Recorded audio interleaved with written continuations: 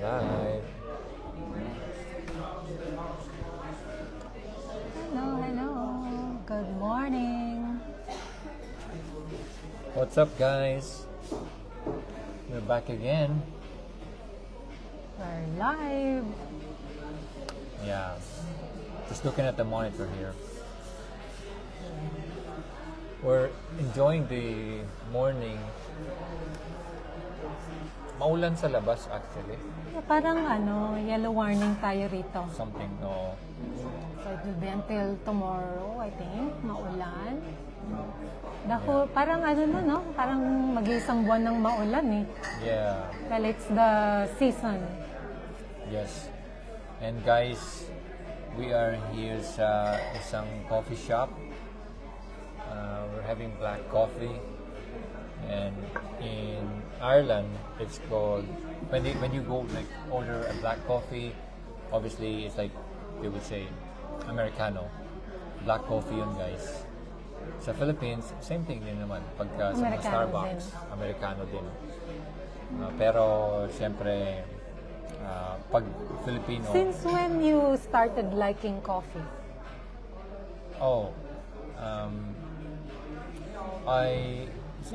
in the Philippines, I drink coffee din naman. Pero hindi kasing, let me just check. Nung nasa Sulu pa, mahilig kasi ang mga tao talaga sa Sulu coffee. Ever since I can remember, in the Philippines, it's always like, sa Sulu has the most coffee shops, I'd say, in the world. Maybe like that, I would say. Kasi bawat kanto, parang hanay-hanay talaga may coffee shops. Buong, parang strip na yon, mayroong place dun sa hulo. Lahat yun, puno ng tao. So, sa morning, and then sa hapon din, makikita mo. And then parang yun So parang bata pa lang uminom ka na ng coffee. Hindi masyado siguro akong uminom ng coffee, pero nakakainom ako ng coffee. Parang nilalasahan lang ganon. Parang ganon siguro. Kasi nung ako naman, nung bata ako, yun, ganun lang yung lumalasa lang. Pero hindi talaga kasi sasabihin ng nanay ko, bata ka pa. Yeah, Bata ka. of course, ganun talaga. Bawal naman talaga ang coffee sa mga bata.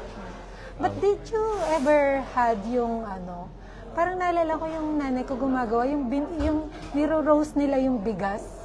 No. Nakatikim mo, hindi ka nakatikim nun? Hindi. Yeah, meron na. Parang may natatanda ko ngayon, niro-roast nila yung rice. Rice coffee, nakatikim ako nun. No, kasi sa amin, talaga may, naman talaga, may ang daming coffee beans, coffee, yung mga tao, talaga sila, Maraming business may doon. tanim or May tanim. kinukuha nyo from Malaysia. No, may tanim May talaga mga coffee beans May talaga. suluk coffee. Di ba, naalala mo? Yung Kapisug. kahawasug. Kahawasug. Kahawasug. Kahwa is Arabic for coffee. Kahwa. Kahwa. That's why in Sulu, it's like kahawa. Because sa Arab, kasi yung mga Arabs, sila yung nagdala ng coffee or sabihin mo ng parang Tradisyon? no. Ay, hindi tradisyon. Or parang na nila yon. It's the part of lifestyle nila. No. My point is, yung Arabs, sila yung nagdala ng coffee. Para hindi naman sa nag-discover, kundi talagang nadala nila papunta. Are you okay? I mean, you're jiggling. Yeah, yun. Sila yung nagdala ng... Hello, Myra. Yeah, Hello, yung mga- Myra. Yeah, sila yung nagdala ng coffee para maging inumin siya. Around somewhere in Yemen, may naka-discover. Anyway, I have a video on that. Yes. You probably forgot it. But anyway. So You have to watch it, guys. You have to watch it. Having coffee. Ako, parang recently lang ako na sanay uminom ng kape. Hindi ko talaga gusto ang kape. Yeah. And then I think when I got pregnant with Kian, Yun yung parang gustong-gusto ko yung amoy ng kape. Yun, doon na nagsimula. Yeah. But I'm still not like parang Wala ka mamimiss na ko talaga. siya, yung uminom. Hindi ko siya namimiss. Kung okay lang pag nandyan, Oo. kung wala. Ganun. Yeah. Pero yun nga, ang yung move natin ng konti dito para medyo Yan. Hello, Myra. Hasan ka ngayon? Yeah, guys.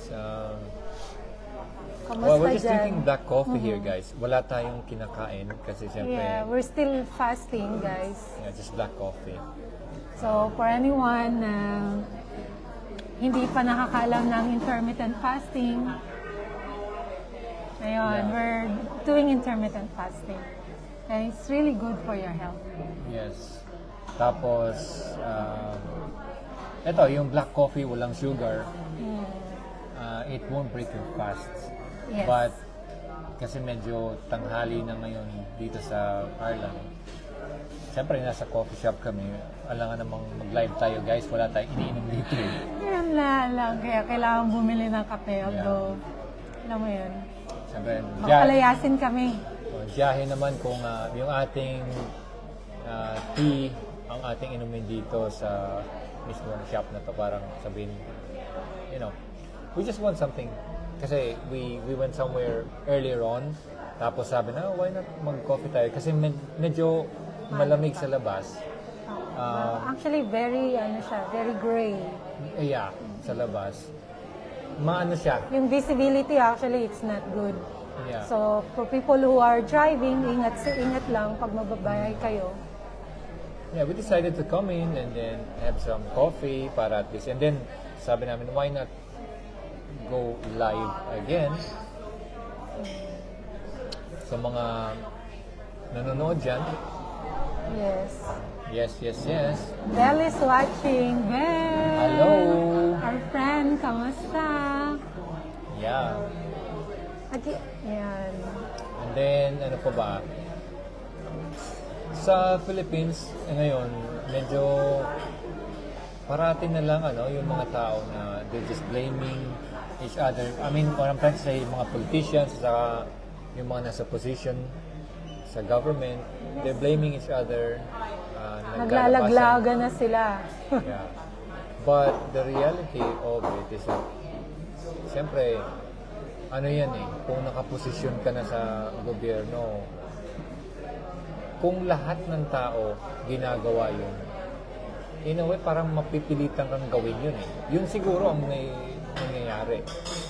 Possible. At saka syempre kasi, kung isipin mo, to be in power, you have connection. You have to have connection. So, syempre sila, connect. Eh, kung yung isa masama, syempre magtatakpanan sila or lahat na sila is damay-damay. I think gano'n yun eh. Damay-damay na sila. Syempre, kung may kurakot yung isa, lahat na sila maging kurakot dahil magtatakpanan sila. Pero tapos na sila sa takpanan. Ngayon, nasa laglagan na sila. Yeah. Kung isipin mo yung ating resources doon, yung money and everything, dati akala natin lubog tayo sa utang. Maaaring lubog tayo sa utang, correct. Pero nalubog tayo sa utang because yung funds, yung budgets, hindi na pupunta sa mga tao at saka sa mga infrastructures. Yes. Now, in comparison sa Ireland kasi, nabanggit na rin natin na may mga corruption din dito. Hindi natin maano yan. Pero, lesser. Hindi garapalan. Oo. Kasi, ang mga tao dito, if somebody is like doing something foolish, talaga siya lahat ng tao dito, malalaman yun. And kasi sa konti ang population, nasa over 5 million lang. And then, kahit nga yung may mabangga lang dyan, may babalita, guys. Lahat eh. Malalaman. Yun lang din siguro yung maganda yung dahil maliit lang na bansa ito and then konti lang yung tao. Oo. And then, parang may kahihiyan pa yung mga tao. Oo, correct. Parang sa atin wala na silang kahihiyan Wala na. eh. Kasi Garapalan na talaga eh. Oo. Parang hindi pa sila nahihiya na they're bragging yung kung ano man yung ninakaw nila. Alam mo yung ganun? Oo. Bragging their power, their luxury, na galing naman sa mga tao. Nakakahiya. Sana magkaroon naman sila ng hiya. Anyway, in comparison dito, yung mga tao, siyempre, pag alam, para bang balik tayo sa kahihiyan na yun. Siyempre, mahihiya sila na pag yung pamilya nila na medyo napahiya, siyempre, buong pamilya na parang, alam mo yun, They don't want to be stereotyped. ito yung mga typical na parang kwento sa book or yung mga skits or whatever sa movie na talagang iba guys ang Ireland kumpara dun sa mga ibang bansa siguro dahil sa mga nagnanais na pumunta ng Ireland at saka yung mga papunta pa lang ng Ireland guys, ito yung mga ano dito yung mga, Advantages. yes, Advantages of paying your tax. At least your tax magagamit mo. saka yung meron kang ano dito, yung parang bang papakinggan ka, may voice ka, hindi ka gaya sa Philippines, pag wala kang connection, hindi ka papakinggan. Kasi nga sa dami ng tao survival of the fittest talaga. Ayun, yung parang laging makaisa, no? Yung ganun. Laging ganun. Hindi, kasi yun na nga parang, pag yun ang, may ego na involved doon obviously. Na pag ikaw ay may ganito, pag ikaw ay ganon, ganyan, parang gusto mo ikaw yung nasa taas, tapos you don't care about the other people, yung nasa baba. Or at least they pretend they care, kaya kunwari and then they become Pero siguro ganun talagang human, nature ng tao na... Lalo na sa mahihirap na bansa kagaya ng Pilipinas, no? Yes, oo. Siguro nga. Yun ang natin. Sadly, ganun. Yeah. Sadly, ganun. At saka, sa dami ng population kasi, talagang gusto mong siguro mag-excel, tapos gusto mo na ganun parang ikaw gusto mo sa taas ka parang ganun But unfortunately, in a wrong way naman yung ginagawa Oo, nila. yun nga kasi sa dami ng tao, talagang dun nga lang sa pagpasok ng train, sa pagpasok ng MRT, mga ganyan, di ba parang That so stress me out every time na yung mga ganyan. Yung So traffic, parang every day, the moment you wake up, is survival of the fittest. Ganun kasi. Yun ang Parang hindi ka ma-relax. Oo. Paglabas mo pa lang ng bahay, yung pagkuha mo pa lang ng tricycle sa mga tao dyan. Oo. Yung agawan lagi. Ganun Na sa pag-agawan na yun, yung you won't be, kasi ganun talaga you won't be caring of other people. It has to be me, it has to be me, it has to be me. Unahan. Kasi sa dami ng tao. Now, dito sa Ireland, compare na naman natin, mapagbigay yung mga tao dito, May guys. discipline. Makikita mo talaga sa, kunyari, nasa shopping, bibili, nasa till. Ang tawag dito, parang malapit ka na sa cashier. Cashier. Now, pag may tao na puno yung kanyang cart, tapos ikaw may mga 3 items ka lang, sasabihin ng tao, oh, go ahead. Ganon. Hindi kagaya siguro sa Pinas. Bahala ka dyan. Siguro ganon. Dahil nagmamadali ako. Oo, ganon Nagmamadali din ako. It doesn't matter kung ano mo. Pipila ka talaga. Dito, papaunahin ka Oo. Yun. Pero, pag nasa Philippines ka, yung hindi ka talaga nakapag-abroad, hindi mo alam ang mga ganitong situation mga kaugalian. Malalaman mo lang to guys kung nandito ka na mismo nakatira sa Ireland. I can only speak for Ireland. Kahit saan siguro. Kahit saan kasi pag nag-travel tayo, ganun din yung parang makakahinga ka Oh, I'm just yung mga ganun ba, pagbigay dito sa Ireland. Pero sa ibang bansa, I mean, well, we don't know much. Yeah. Kasi nung nasa Amerika tayo, iba din naman doon. Kanya-kanya din yung mga Kanya-kanya. tao. Kasi siguro, baka ang Philippines, dahil sa yung pinaka-last na talagang kumbaga yung last na empire na tumira sa Philippines, yung Americans, kaya yung kanilang yung pag-ugali ng mga Filipinos na, you know, May mga nakuha na din Philippines, from nakuha, ganun. Of course. Usually, ganun naman talaga eh. Even like, you know, when you look at the history and everything. Pero, ang ano doon, thank you guys sa mga nanonood at saka sa mga nag-like and saka mga pumuso. Salamat. Hello, Lash. Yes. Yeah, she's having her Unimate while watching diba? us.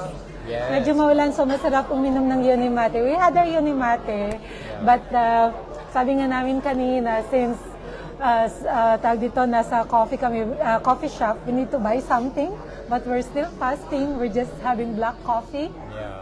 So double caffeine tayo ngayon. Yeah. But, yun, talking about yung pamumuhay sa Philippines and then dito, yung when it comes to health naman guys, sa Pilipinas kasi, nandun pa ang Philippines, ang mga Filipinos na nasa Philippines, gusto ko lang ilabas ang context, ano, na yung mga tao sa Philippines, naninirahan, at yung mga regular na tao lang sa atin, yung pamumuhay, masasabi natin na yung when it comes to health, hindi sila masyado hindi talaga siguro pumapasok sa isipan nila yung ano bang healthy food, ano bang healthy lifestyle. Wala. Kasi yung the mere fact na maghanap ng makakain, nandun sila sa ganung level pa. Yung poverty na yun na masasabi natin.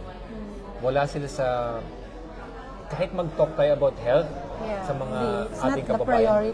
Hindi yun ang priority at saka hindi nila maintindihan kasi wala yun sa kanilang ano eh. You know what? Unfortunately kasi, to be healthy nowadays is expensive.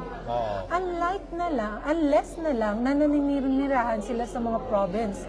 Like I remember nung nasa Nueva Vizcaya kami nakatira, you could actually get wild ampalaya or wild vegetables, which is yun ang healthy talaga kasi wild. Wala siyang mga fertilizers.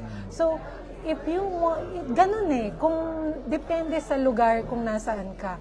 So, ang ngayon na lang ang masasabi mong people who eat healthy sa Pilipinas is yung mayayaman na can afford and the people who lives in the province na they have their own farm, they have their own garden. But dun sa in-between, yun talaga eh, kung ano lang yung ma-afford nila sa Pilipinas. Ganon. Na, going back to sa fasting naman, na ang akala natin guys, the more we eat, the more we are healthy. Yeah, the more... Or healthier tayo. Yung katotohanan yan is that maraming tao na mas napapaaga pumanaw dahil marami silang kinakain at walang puknat ang pagkain talaga, as in yung fridge nila is punong-puno ng pagkain. Yeah. Mas marami silang quality and wala na ngayon quantity sa atin. Yes. I guess kanina yung sabi mo na yung nadala ng mga Amerikano, yung thinking kasi na 'di ba yung mga Americans talaga dati growing up, yung laging may mga pa-box, yung mga Cheetos, mga picnic, yung mga ano pa ba, yung mga chocolates, yung mga frozen yung mga hindi frozen. Anong tawag doon? Yung mga delata. Yan. Yung mga canned goods. Yan. Those are very unhealthy. Pero tayo bilang Pilipino talagang ibabrag natin or ipapakita sa social media, oh look, this is what I'm eating. Without knowing na napaka-unhealthy pala na we shouldn't be really indulging on those kind of foods. Diba? Kaya, ano din eh, kumbaga, pero ang Amerika kasi, nung ano lang yan eh, nung mga 60s, mahirap din ang pagkain, mahirap din ang mga tao. Nung 70s, tsaka na lang yung parang unti-unti sila na parang industrialization na talagang boom, and then yung mga tao, yung pagkain, there's like abundance of food. So from 70s above. Yeah. Um, noon kasi mapapayat din ang mga Americans noon. Let's Not say, just like in yeah. mga Pinoys, payat din noon. Kasi siyempre, they go out, they're working and everything like that. Pag nakita mo yung mga tao nung mga early 70s, payat. Yeah. Oh, It's pero from- yung mga late 70s, at saka na yung parang unti-unti na. Kasi nga, yan na yung nag-start yung industrialization. Marami ng mga factory. Siyempre, andyan na At saka sila. yung pera pumasok na at lahat ng tao. Oh. Wala nang war. Oh, Yun, yung mga ganun. And then, yung tao kumain ng hindi lang 3 beses, mga 5 times, 7 times sa buong araw.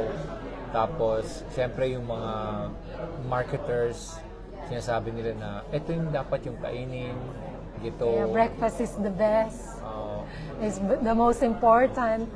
Where they don't really, and yes, breakfast is the most important because that's where the time na you will break your fast. But it doesn't mean you have to eat your breakfast at 7, 6, or 8 in the morning.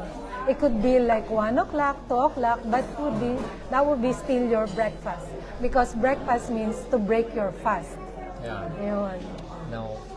Pero, siyempre, mga kababayan, itong ating mga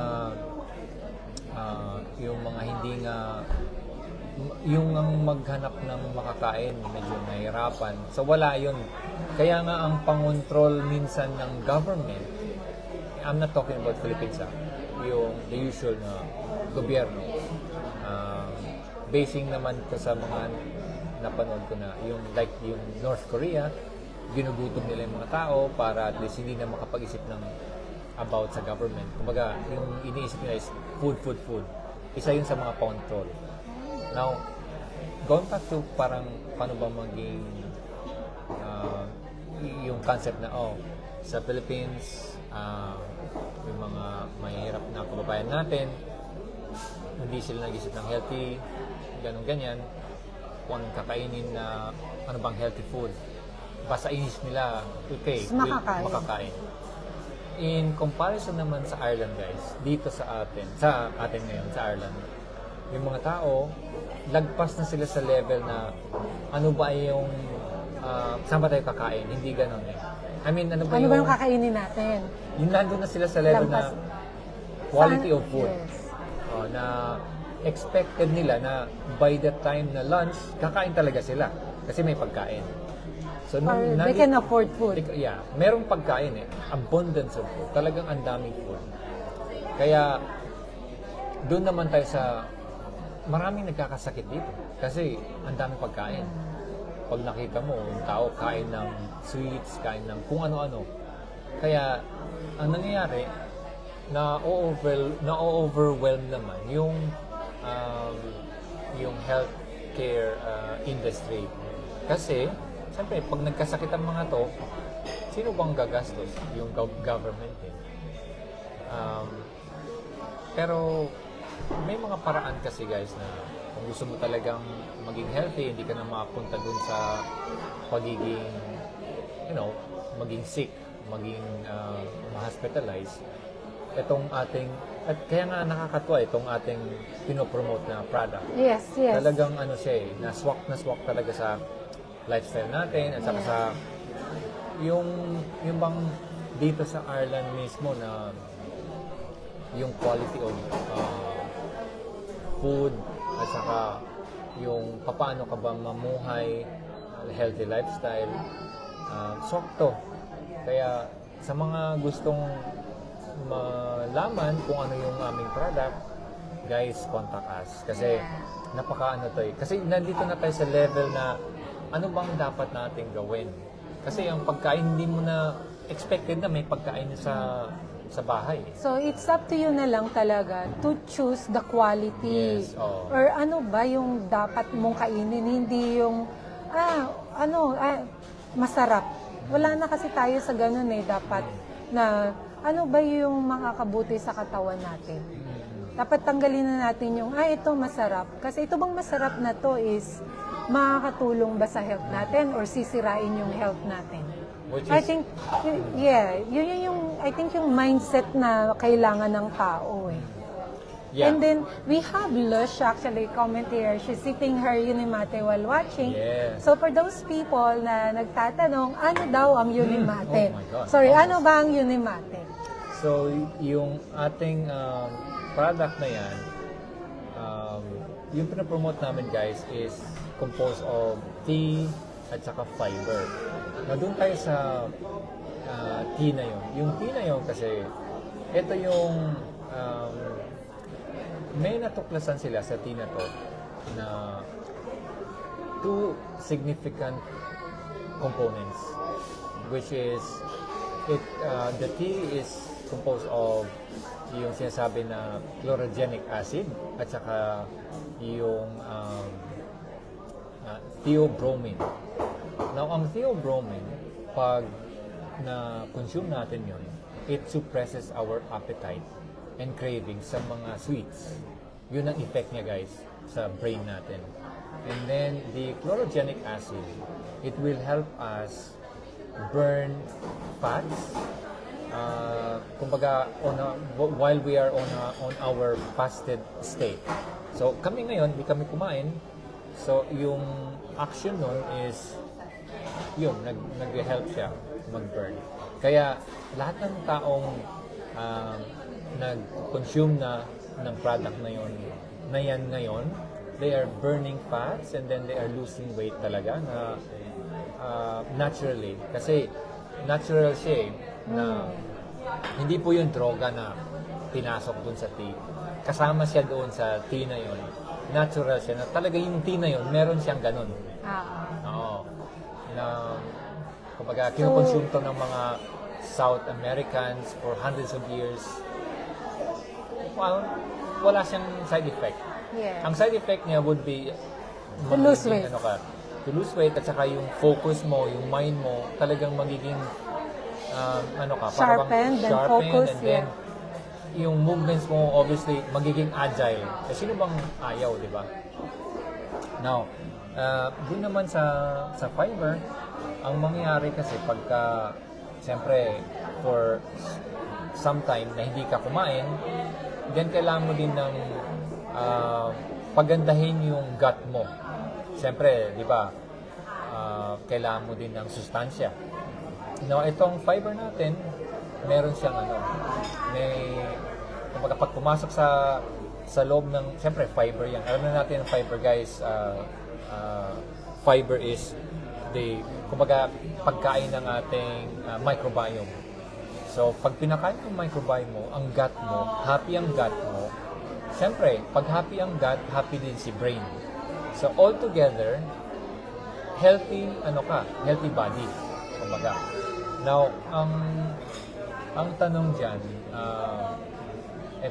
ano ba yung pagka may ininom tayong gamot, maintenance, pwede ba nating inumin to or i-consume? 100% pwede natin i-consume to guys. Kasi, kung may maintenance ka, kung kumakain ka ng mga muffin, kumakain ka ng kung ano-anong rubbish food na tinatawag dito, siyempre, mas healthy to eh. Diba? Now, kung umiinom ka ng Coca-Cola, Sprite, and whatever you call it, like a Mountain Dew, siyempre, pwede kang uminom ng tea. That's healthier siya. Yeah. So, wala siyang effect. Sa mga taong, kumaga, nag-aalangan, no problem. And you can, we can talk to you, private message us kung paano ba to, saan makukuha. Yeah. And we're so happy na talagang sa ngayon, ang dami na talaga ng ating mga consumers na kumbaga happy sila. Happy sila sa product. And it helped them really talaga. Ayun. So yun yung maganda sa product. Hindi kasi tawag dito, it's something to promote health na nakakatuwa na yung mga tao talaga is to improve their health. We save lives, kumbaga, ganon. So it's still in line with our beliefs. Ganon. In line with our core values. Kaya, okay to guys. Yung mga yan, kung may mga ano kayo dyan guys, may katanungan, Yeah. something. And then, ito nga, no, yung mga tao, kagaya kahapon actually, kagabi actually, Okay, kagabi. yes.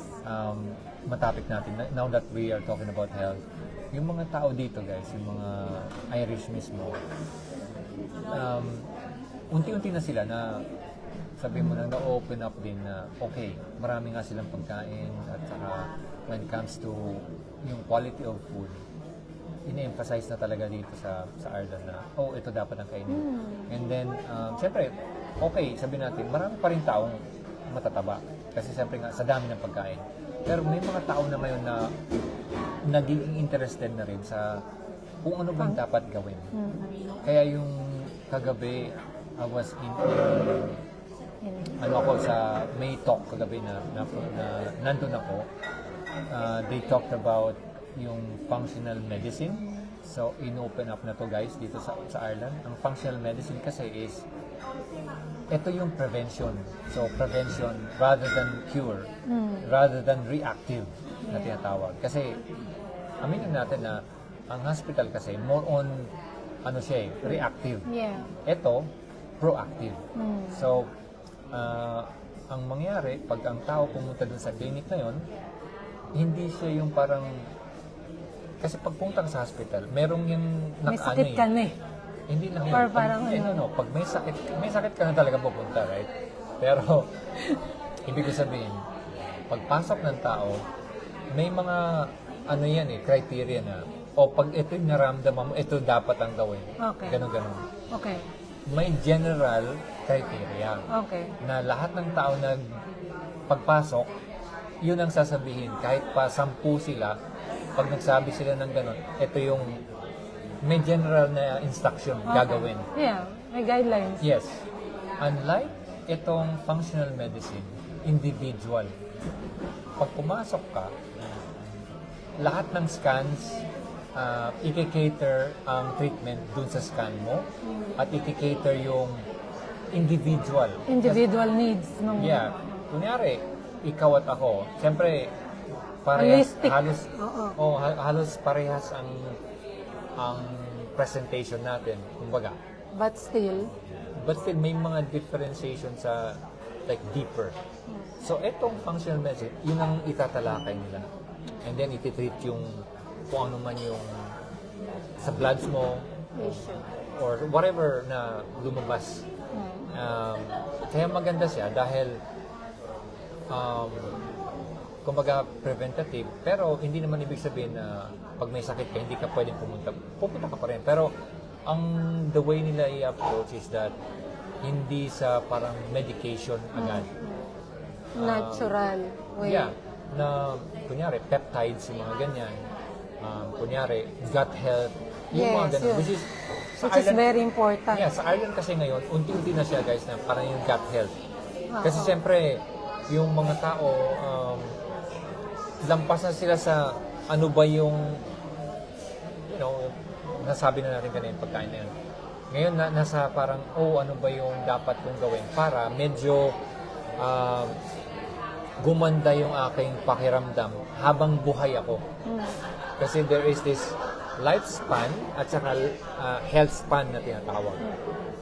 Now, nandun sila sa health span, which is hindi lang yung hahaba yung buhay mo, kundi doon ka na sa quality of life. Quality of life. Kasi siyempre, sabihin na natin, okay, tatagal ka hanggang 60, right? Pero yung 10 years of your life, from your 50 to 60, parang struggling ka. And yes, Mahirap because- din yung in and out ka sa hospital. Yes. Mahirap. And then it's actually hard to live in pain or yung may nararamdaman ka. Yeah, buhay ka and then you have to check your blood sugar 3 times a day. You have to put insulin 3 times a day. Or you have to take your medicine. Especially like may mga tao kagaya ko, hindi ako mahilig mag-take ng medicine, ng vitamins. So it will be hard, lalo na kung magkakasakit ako. And then I have to do these things. Diba? So, Kaya, maganda tong functional medicine na to, ang tinatawag. yes, Kaya okay siya. Okay na okay talaga. So I'm happy na I've got in contact with this crowd. Sabi natin na the future is brighter para sa mga ganitong situation.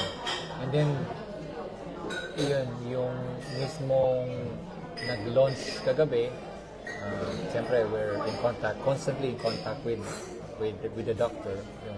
Siyempre, Dr. Shea. I'm happy. And he's actually like a Muslim as well. So that's why we really got bonded. And I won't spoil the bean, pero talagang ang ganda. Tapos yung clinic, ano talaga siya. Nalo nga ako na yung clinic, maraming staff. Tapos they are into this. And then, kaya guys, gut health. Abangan yan. Abangan. It's actually nice, no? Looking back na pagka, totoo talaga kung you attract what you are. Yes. Kasi remember, 2019, we started intermittent fasting. And then since then, yung parang we open up, after noon, yung gut health. Yeah. Naging interested tayo about gut health, eating fermented foods, and of course, our sourdough bread, things like that, our kimchi, our kombucha. And then now, it's so nice kasi when you meet someone na into things like this, like nung na-meet mo yan, functional medicine doctor na yan, and talking to him, di ba parang, wow, it's amazing. Yeah, And then now, we are into feel-good system, which is all natural. Ito na naman tayo, in line pa rin siya talaga sa ating lifestyle and core values na to promote health. Yeah. Yun eh. Yun ang ano talaga natin kasi we had like other products and other companies din na who parang siyempre tayo kasi nasa podcasting tayo tapos nasa online ganyan. May mga tao or may mga companies kasi na they're trying to contact us din pero pag hindi kasi natin kasama sa lifestyle natin, parang mahirap i-promote at saka kasi we don't want to lie. Kumbaga, ito yung ano na to. At the end of the day, kasi syempre, we have the responsibilities. Like for example, ang hirap magbenta ng something na hindi mo naman tinitake. Oo, ganun, tama. Oo. Na parang, I don't want to be blamed. Or parang ano ka, at least itong product na to, talagang we are taking it. Na we believe in it. Yun yung importante doon, na we believe in the product. Well, of course, ano yan kumbaga, nung tinesting natin, okay. At saka hindi siya nakaka-break ng ating routine. Ng lifestyle. Ganun pa rin Oo. Bagkus it helps because, kumbaga yung gut natin, mas improve our protected. system. Ganun. Kaya we're happy. But anyway, yung ano na yun. Kung may mga question kayo, DM lang po. We are really here to help doon sa mga tao na they're suffering. Kasi talaga naman, mahirap mabuhay in pain or nang may dinadala tayo. Ayun. Like first, ang ano kasi, isa pang ano guys pag may mga nararamdaman kayo, pagkagising nyo, masakit ang mga kasukasuan, yung mga joints, ganyan, hindi naman yun yung katandaan Yes. Hindi, okay, biniblame natin, ay matanda na ako. No. Well, okay. It's a factor. Let me retract, okay, a little bit. Now, ang inflammation, ang dahilan kasi ng ating mga kasukasuan yan, inflammation yan So, ang inflammation is synonymous dun sa aging. Ang ibig sabihin, ang pamamaga, ibig sabihin nun, pag tumatanda, para bang pag namamaga ka, tumatanda ka. Yes. Now, when I mean tumatanda, hindi yung edad natin, kundi yung mismong biological age natin, tumatanda. Magkaiba po yung calendar age natin at saka yung biological age. Maaring nasa 40 ka na when it comes to paper, pero nasa 25 ka lang or 26 pa lang yung biological age. Or mo. you could be 60. Yeah, or you could be 25 pero yung edad mo biologically nasa 35 ka na. And it's all because Yung ating lifestyle, yung ating food intake, at saka yung the way tayo kumain, yung time ng pagkain natin na yung mga walang puknat na pagkain, yeah. ano siya? And then Yun, yung yung tendency. lifestyle natin, yung the way we sleep, kung lagi tayong puyat, lagi Yeah. tayong night duty, those Yes. will age our ano talaga biological. Oo, at saka yung information, malaking halaga yun, guys. May malaking factor yung information. Kaya sa mga namamaga dyan, or I mean, pagkagising, yung masakit ang mga kasukasuan, Masakit, oo. let us know. Nangihina. Yeah, DM us, and then we can assist you in fixing your gut. Okay? And to those syempre, people, meron tayong- syempre, to those people na interested sa functional medicine, let us connect you to this doctor. Yes. Yes. Sa mga may mga nararamdaman dyan at gusto nyong natural way pa din na wala kang kumaga yung maintenance and everything. Kasi unang-una, aminin na natin sa mga ganitong bagay, may perang involved. Oh, Okay? Yeah. Minsan nga, mga sabi, ang mahal naman. Bigla ang mahal. Oh, pero your health is your wealth Yes, at the oo. end of the day. Ang ano kasi dyan, mapapagastos ka talaga pag may nararamdaman ka na. Pero, siyempre, gagastos ka talaga kung gusto mong maging healthy. Pero, in the long run, pag naging healthy ka naman na, okay na. Hindi yung parang, ay, tuloy ka pa din sa ginagawa mo na in the long run, hindi ka, alam mo na kung saan ka tutungo, guys. Huwag naman sana tayo umabot sa ganun pa. Medyo tagalan muna natin. No? Yeah, there's a way. Kaya nga nandito tayo. Well, We're willing to help talaga. pero guys, siyempre, if I may say, lahat naman tayo Papunta at doon. papunta rin naman tayo doon. Well, it'll be nice to go on that way na hindi tayo in pain or hindi tayo nagsasuffer. Yeah, Diba? hindi naman ibig sabihin na if you're doing all this lifestyle, parang ayusin mo siya, hindi na tayo mamamatay. Mamamatay pa rin po tayo, kaya magpakabait tayo at maging maayos tayo mamamayan. Yes, okay. What I'm just trying to, what we are trying to say is that while we are living, siguro maganda yung malayo tayo sa sakit. Okay? Kagaya ni, ni Tatang Juan Ponce Enrile. Namayapa po siya, 101 years old, kumbaga. Na kahit pa gaano kakayaman, kahit gaano ka pa powerful when it comes to position in life, mamamatay din tayo. Pero yung mga centenarian na kagaya ni Juan Ponce Enrile, even yung mga, basta centenarian kasi like, umaabot ng mga 100 years, right? Itong mga tao na to, ito yung mga taong wala masyadong sakit na nararamdaman while buhay. Pero usually talaga, mga centenarians, namamatay sila, biglaan lang din. Kasi talagang yun yun ang kanilang, ganun ang Lifespan. way. Ganun ang way ng pagkakamatay. Kagaya nung uncle ni Tony, yung ating kaibigan na Iris, Mabilis, pumunta hanggang 110 years old, parang ganun. Pero nagpupunta pa sa pub, walang problema. Pero bigla na lang pag-uwi, bumagsak, yun, namayapa. So yung mga typical, ganun ang centenarian. Pero meron mga tao naman na until while buhay, nagsasuffer. Usually kasi ang mga tao talaga, before ka basing sa mga data, before tayo mawala na sa mundo na to, 10 years at least yung suffering nasa hospital, in and out. Wag naman sana. May mga 20 years pa nga na nagsasuffer.